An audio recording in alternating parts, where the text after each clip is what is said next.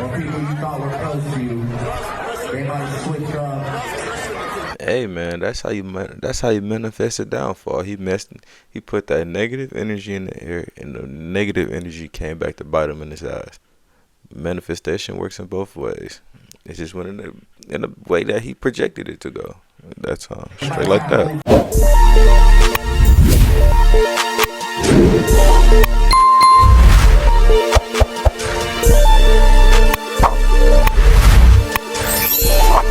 Yo, what it do, YouTube, man? I'm not one to waste time, so get straight into it, you feel me? Nah, today about to reacting to the truth about Drake's Iceman era.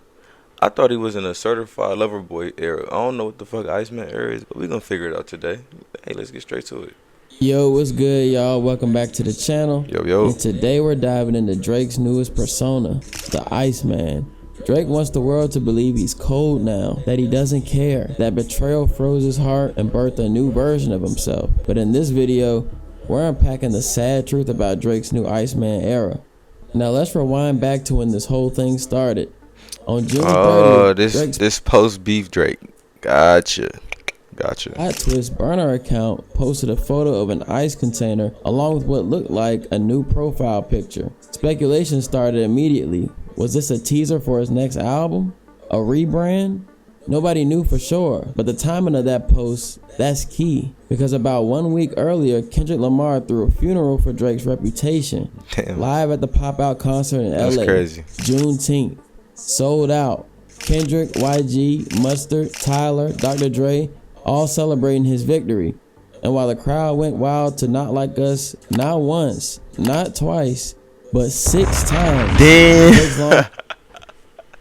No, that shit crazy. Imagine, I'd be damned if I paid good money to go see a fucking artist and they play the same song 6 times. Nigga, get my damn refund. Fuck that shit. My friends LeBron and DeMar DeRozan stood in the crowd having the time of their lives. The moment was streamed live on Amazon for free. It felt like a family cookout in LA. There were a lot of celebs that came to the Pop-Out. But LeBron, that one cut deeper because that was his guy. This wasn't just another industry friend or studio collaborator. Chris Bosh? This was LeBron. I forgot about folks. A bond that had nothing to do with music or clout. Just mutual admiration and history.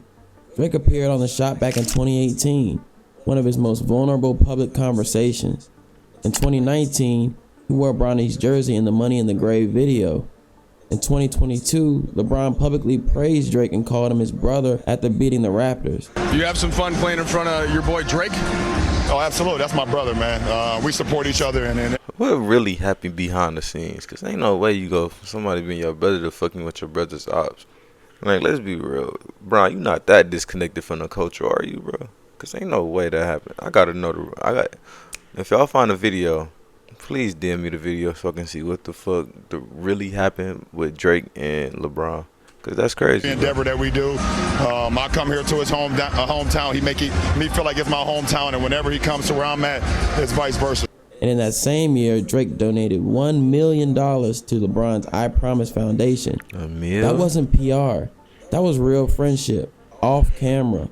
Off algorithm.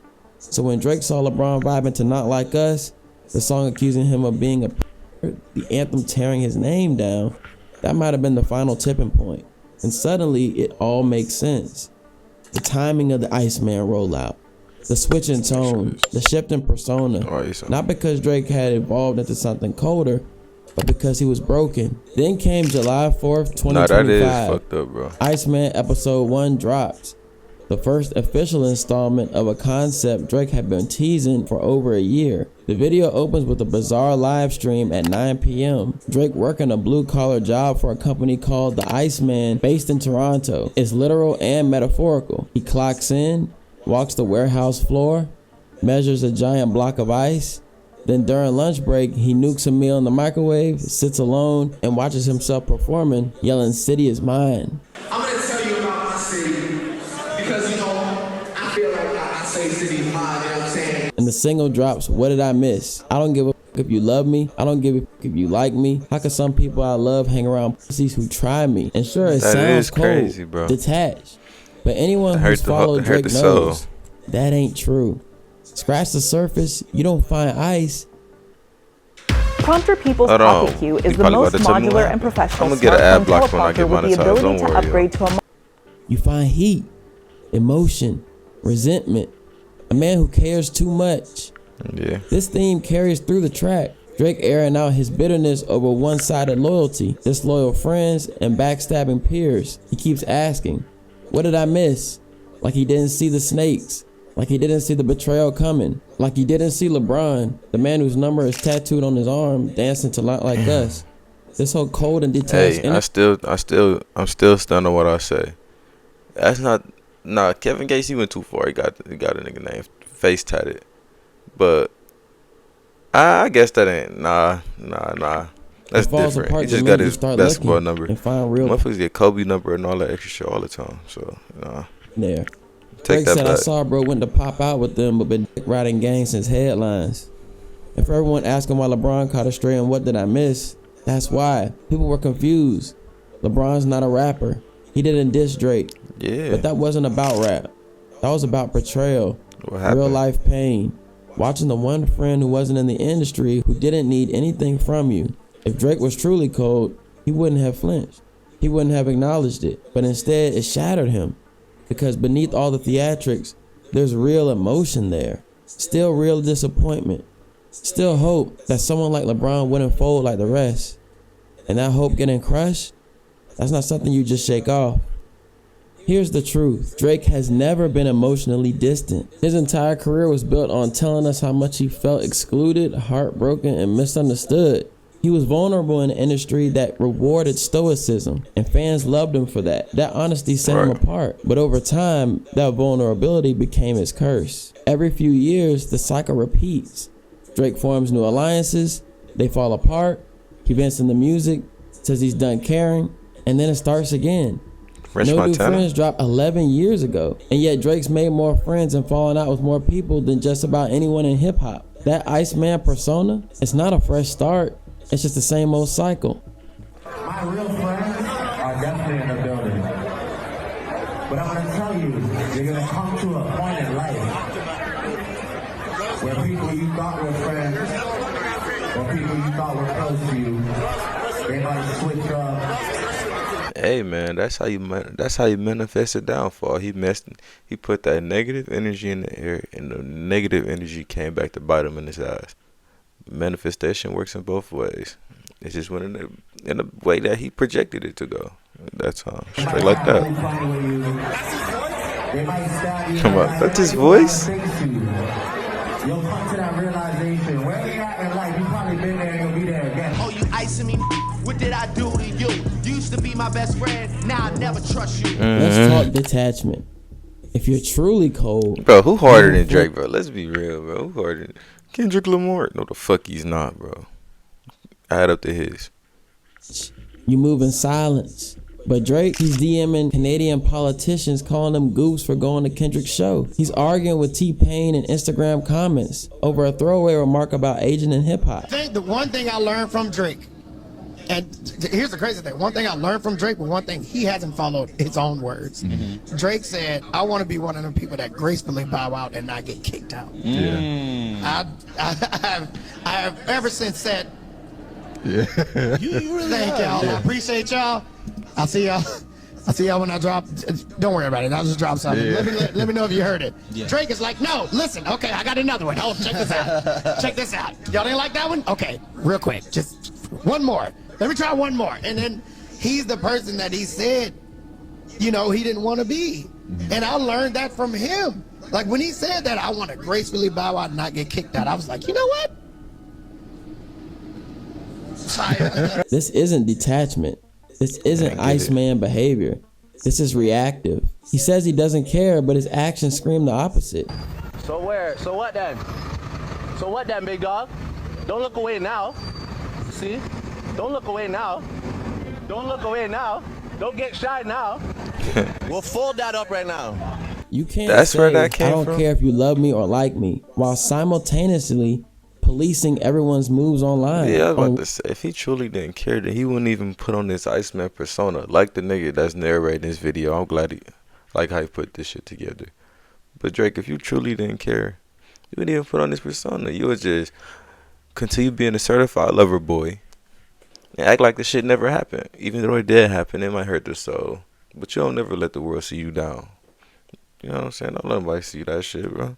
I miss Drake's But who am I? Cause I'm just a kid out of Milwaukee. I'm grown now. I'm just a nigga out of Milwaukee. Cause who am I? It's clear. When I was looking at y'all and cooking with y'all and giving out verses and bookings to y'all, it's real. It comes from a real place. But it's also rooted in a flawed belief that because Drake supported you, you owe him a lifetime of loyalty. That's not how this industry works. It's cold by nature, strategic. And Drake knows this because he's played the same game. Yeah. Look at Morgan Wallen. Why align yourself with a man caught on video using the N-word?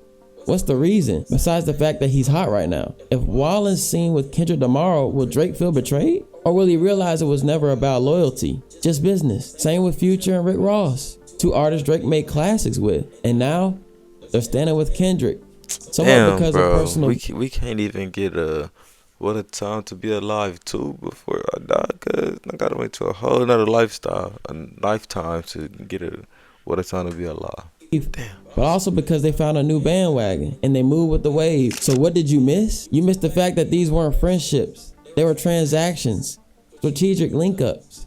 You mistook proximity for loyalty, cosigns for real connection. Facts. Imagine being able to build an app with your name on it. Listen, bro, just don't worry by about it. thinking I'm gonna about get an ad blocker Meet when I Base get 44, monetized. a complete. Don't worry about it, bro. And maybe that's because from the beginning, Drake was the outsider, not invited to the lunch table, not welcome into rap's elite. That made him hungry but also vulnerable to people who only saw him as an opportunity, not a brother. What did you miss? That people were pretending, and that's what stings the most. No. If Drake really wanted to play the villain, he missed his window. He should have disappeared, deleted socials, let the silence build anticipation, then return with the Iceman concept. Cold, calculated, silent, but he couldn't help himself. Instead, we got the burner page content, the 100 gigs experiment, then random streams with XQC and Aiden Ross, then the Raptors game jab at DeMar DeRozan, then the UMG lawsuit, then some sexy songs for you, which honestly felt like a return to form. That project was smooth, focused, Smooth as fuck. didn't address the drama. Hey, man, you blessed the culture with that one. You and Party Next Door, y'all blessed the culture. I have to say that. Thank you for that. With that vibe, it might have worked. But then he circled back. The disses returned. The bitterness resurfaced. And now the timeline feels scrambled. Like he made peace and then decided to start the war again. Which makes the line, "What did I miss?" feel empty. Because you didn't miss anything. You were never gone. The Iceman persona doesn't work. Not because Drake isn't hurt, but because he's still too invested. Too online. Too reactive. Too accessible, too emotionally fragile, too defensive, and deep down, still searching for validation. He doesn't need to pretend to be cold. That's never been his strength. Drake's power came from honesty, from saying what other rappers wouldn't. Until he can own that again, Iceman will remain what it really is: a mask, a character, a performance. But I will say this: rap's been feeling stale lately, but this rollout, it's injected some new energy back into the game. And for all the flaws in the Iceman concept, I won't lie, I'm curious to see where Drake takes it next. Let me know your thoughts in the comments below. Hey, man. Hey, you took the words out of my mouth. Let me know down in the comments below. How do y'all feel about this new Drake's Iceman persona? Not me personally. It's unnecessary. He's trying to say that he feels this way, but his actions are showing a whole different thing. I say just continue making your love song, my boy. Go back to the certified lover boy, bro. Just leave it in the past, cuz don't do it again. Just don't put your trust in motherfuckers again. Straight like that. But I'm gonna catch you niggas in the next one. Yes, sir.